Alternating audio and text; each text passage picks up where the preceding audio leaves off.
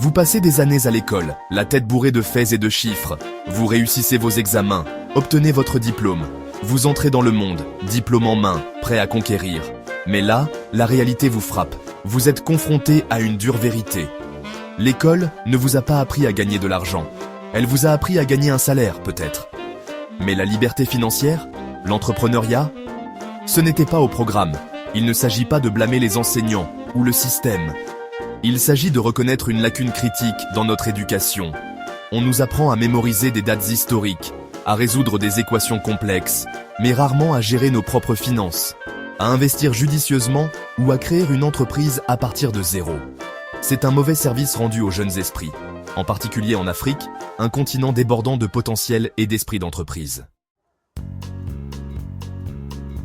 Repensez à votre époque scolaire. Vous étiez probablement assis en rangée, copiant diligemment des notes du tableau noir. Le programme, souvent obsolète, était axé sur l'apprentissage par cœur et la régurgitation des faits.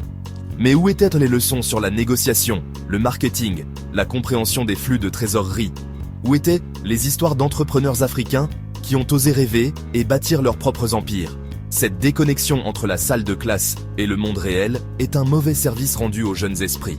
Elle crée un faux sentiment de sécurité, une croyance qu'une bonne éducation se traduit automatiquement par une stabilité financière. Mais la réalité est bien plus complexe.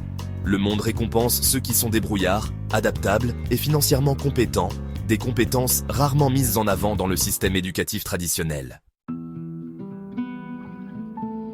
C'est une question que beaucoup de jeunes Africains se posent.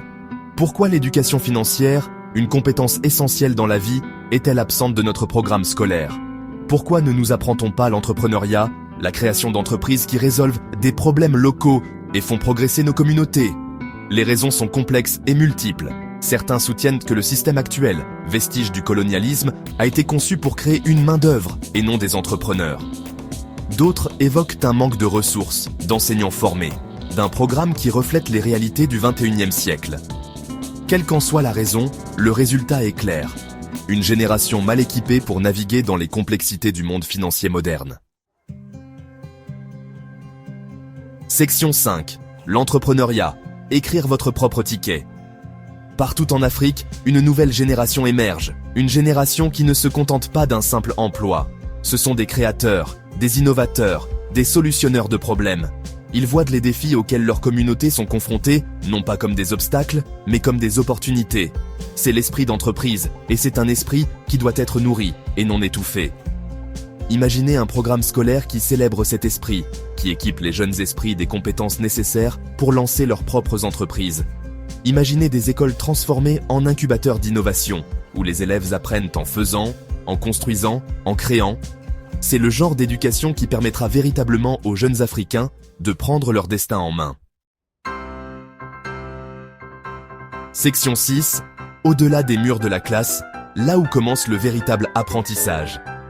La bonne nouvelle, c'est que l'apprentissage ne s'arrête pas aux portes de l'école.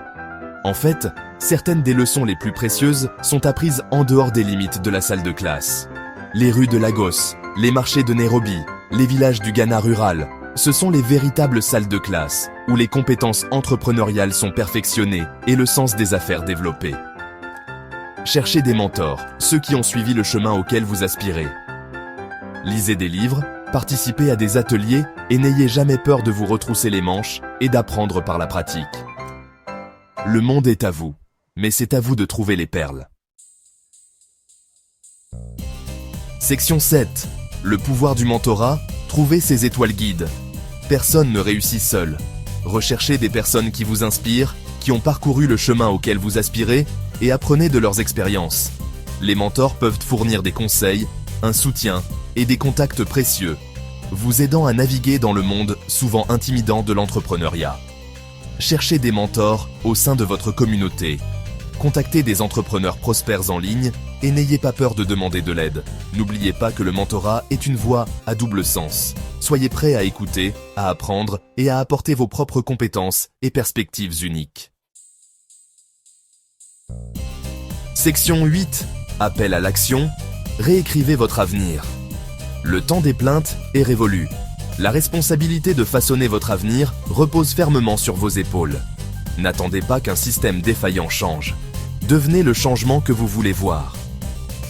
Adoptez l'esprit d'entreprise. Recherchez sans relâche les connaissances. Et n'ayez jamais, jamais peur d'échouer, car l'échec n'est qu'une étape sur la voie du succès. L'avenir de l'Afrique est entre vos mains.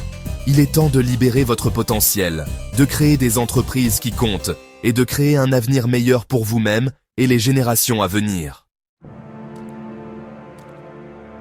Section 9. Oser être différent. Ces mots « oser être différent » sont plus qu'un slogan. Ils constituent un appel à l'action. Ils sont une invitation à remettre en question le statu quo, à tracer votre propre voie, à embrasser vos talents et vos passions uniques. Osez voir grand. Osez prendre des risques. Osez être différent. Le monde attend votre génie.